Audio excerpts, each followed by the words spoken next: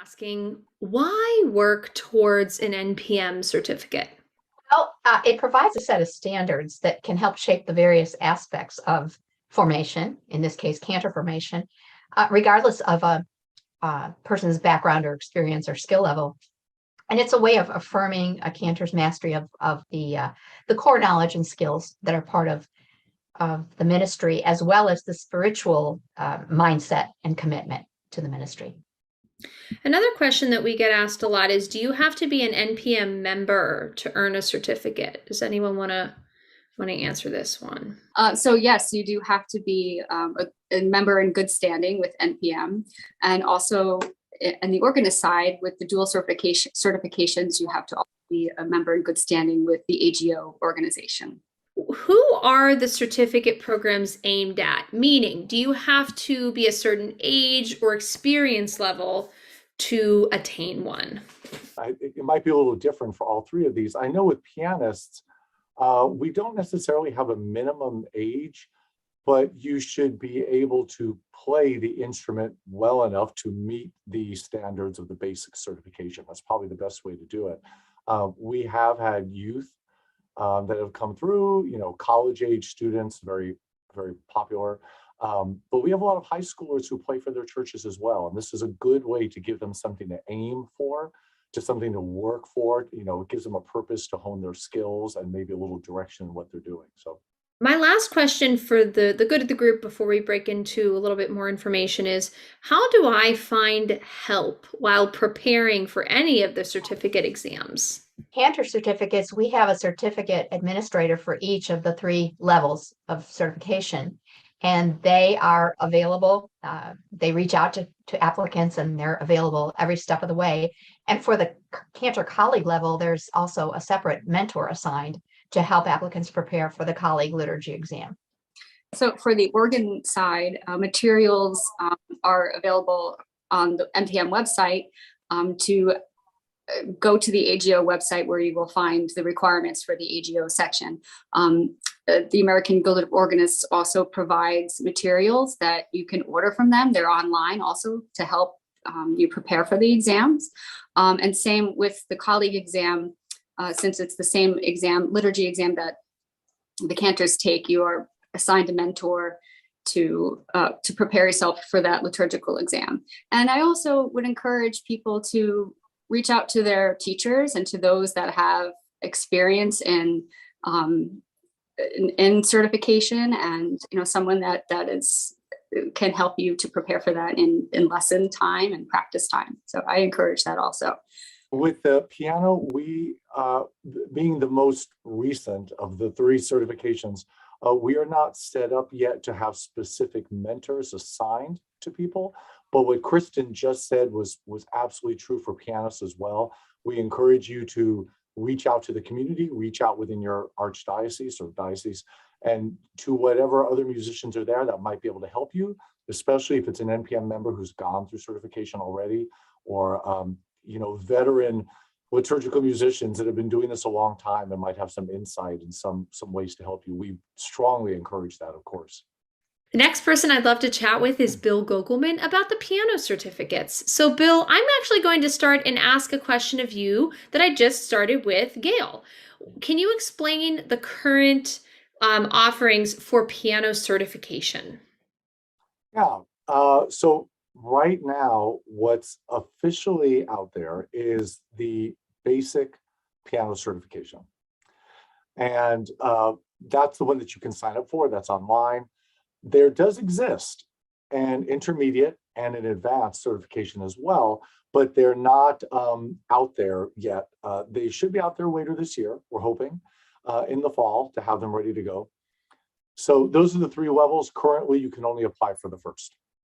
Okay, great. So we'll focus then on that level for now. Okay. So how many months in advance should I begin preparing for that level of piano certificate? Yeah, that's one of those questions, I think, that's really dependent upon the person, the candidate. So, have you been doing this a while? If you've been playing for your parish a while, you probably have most of, if not all, the repertoire already under your fingers. It's just a matter of choosing which mass setting do I want to use, which psalm do I want to play? Which hymn do I want to play? The thing that you might not have readily available is the final standard, which is to play two pieces that it would be suitable to be played at liturgy. And we have online a list, a rather extensive list of examples of pieces that could be played from a vast variety of publishers. And then we also have a list of suggested classical pieces that are online that you can look at as well. Lots of things like Bach, you've got lots of Baroque, you've got lots of classical things, which tend to work pretty well for liturgy, but are not the only things that can work for liturgy. So that's probably, it seems to me, what a lot of the piano candidates spend their time working on is getting those solo pieces together. The other requirements are playing the Sanctus and the More Acclamation and the Amen from any approved Mass setting. And what's listed online is a list of different hymnals and resources. You would have to be a Mass setting that was published and approved after 2011.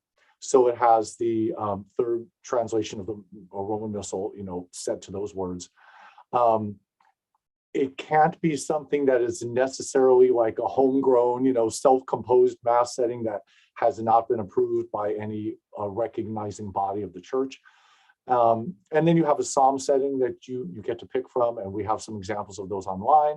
And then you have two hymns, a metrical standard hymn, and then a more contemporary hymn. And again, online, we have examples of those that you can choose from. So most of that repertoire, I think most pianists already have under their fingers. So it's just a matter of choosing what they want to do.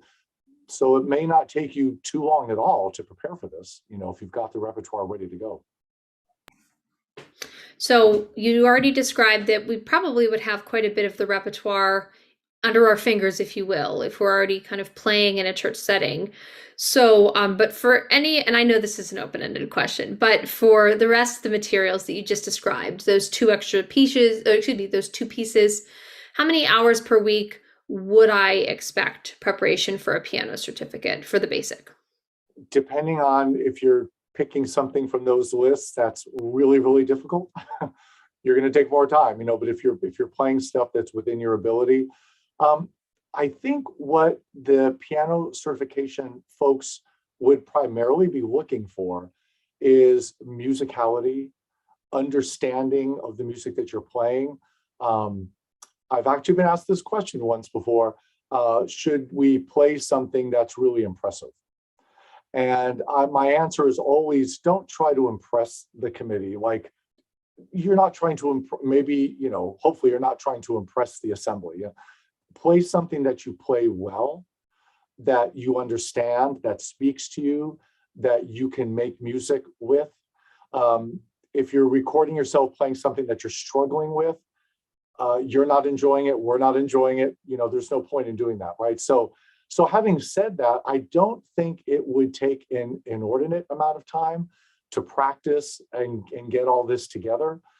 If you're doing something that you can play, that you can play well, and that you can play musically, I can't imagine that it would take more than a few weeks. But again, it's really up to the individual. If you're only able to practice for 1 hour a week, it's going to take longer. Hopefully you're able to commit a little bit of time each day to it. Even if it's a half an hour each day to practicing, that's going to make a lot of difference. So I'm going to ask a few questions that you actually submitted that were questions that have been asked of you before. So for the exam itself, can I play the exam on an electronic keyboard, or must it be an acoustic piano? And if so, are the rubrics different for electronic instruments? Right. Yeah, the reality is that there are churches that have clavinovas or whatever, have Yamahas or have electric keyboards. And it's not realistic to expect that everyone has access to an acoustic grand piano or whatever. If you do, of course, it's always preferable, because the tone colors and the variety of nuance that you can do on an acoustic piano is always going to be somewhat greater. However, if you have an electronic keyboard in your parish and that's what you play every week, and that's what you rehearse on, and that's what you're comfortable playing, by all means use that. to submit your video. What might change in particular is the last requirement of playing something from the classical repertoire. You would probably have to find something that works. Doing certain Debussy preludes that require use of all three pedals might not work on that electronic keyboard, so you really want to try to find something that you can make work on the electronic keyboard. Other than that, there isn't any kind of rubric change. Just finding settings and pieces that you think work well on that keyboard. Another question in terms of adaptability based on people's particular situations. So, for traditional hymns on the piano, must I play exactly what's on the page, or can I adapt the music to the piano? Yeah, and that's another really good question. Typically, in traditional hymns, they're written in 4-part SATB format. And for pianists, sometimes just playing the straight SATB works great. Sometimes you need to embellish it or alter it. If you're playing in a parish, in a church like my former church that seats 1,800 people in the sanctuary, even with our grand piano there, I had to play big octaves in the left hand to try to simulate, an organ pedal board. And I would thicken the chords, and I would often throw chords up in 4-part voicing up an octave than where they were written. So I was always having to sort of adapt to the piano.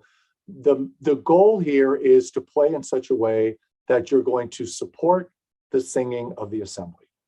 And sometimes playing just the 4 notes in a closed version on your keyboard may not be strong enough to support 700 or 800 people out there. You're going to know that better than anyone, the reality of your parish. You're there, the size, what it sounds like, the acoustics, how loud it is when everyone sings. So you're the best judge of when I play Ode to Joy, I have to play it like this just to support their sound. And that's completely fine. We expect to hear that sort of alteration. So you're not going to get, demerits or counted off if you double, an octave in the left hand. Just the opposite. We're going to totally understand what it is that you're doing. So that's fine. Great. My last question for you, Bill, is similar to what I asked Gail. For a piano certificate, how do I submit an exam for like an application or audition? Yeah, the application that's online takes you through the steps of submitting a video application, and that works fine. The only thing that we ask is you have some sort of witness. I mean, it could be your pastor, it could be your DRE, it could be a member of the parish choir or whatever, somebody who maybe is there with you and can sort of vouch for the fact that, yes, this person played, and then run the video from beginning to end without stops. So go through all of your pieces in one video where we can see you at the keyboard, and we can hopefully, maybe get a glimpse of your hands playing. And that's usually fine. We understand that it's you there. So it's pretty simple process. You just want to make sure, of course, whatever you're recording it on, that the audio is as good a quality as you can get, so that any nuances you're doing are picked up and we don't have notes dropping out, But that's really the easiest way to do it. If you're in a situation where it's very difficult to create a video for whatever reason, and you would prefer to do it in person, we have done in-person adjudications before at one of the conventions. And if that's not an option either, you can always contact me and we can talk it through and we can figure out how best to do it. All right. Any other questions or things I should hear from you, Bill, in terms of piano certificates? Just a heads up for the intermediate and the advanced, which will be coming soon. Things that are different, significantly different about those than the basic, is that we will ask for a little bit of improvisation and a little bit of sight reading. The improvisation gets more at the advanced level. We'll actually ask you to improvise a bridge between 2 pieces that are in different keys. And we're going to ask you to continue an improvisation, for instance, on a communion hymn. Say that you've only got 5 people left in the communion line, so you can't really start another hymn, but you got to keep the music going. What are you going to play? So thinking ahead for some of those kinds of things, those are the biggest differences. So improvisation and sight reading, if you're already one of those people that's thinking ahead, like, ooh, I want to go for the advanced, just to give you a heads up on what we'll be looking for. And the embellishment in the hymns, changing up. We don't pull different stops and change the registration like they do on organ. So how do we change it on the piano when we go from verse to verse to verse so it's not all the same? So things for you to begin thinking about. As I wrap up, I want to share my screen one more time so that I can walk you through, as you watch this video, where to find more information about all the certificate programs that we just spoke about. They are all available on the NPM website, and I will share my screen just one more time. From here, from npm.org, you go down to the formation area and then choose certificates. From here, you will find the information for cantors, pianos, and organ certificates. And they will be all right here in their respective tabs in terms of study guides, as Gail mentioned, for the cantor certificates, rubrics, as Bill mentioned, and repertoire suggestions for piano, and then information about all three levels, including the AGO information that Kristen mentioned for organ certificates. If you need any support as you begin to work towards a certificate, contact information for support is in there as well.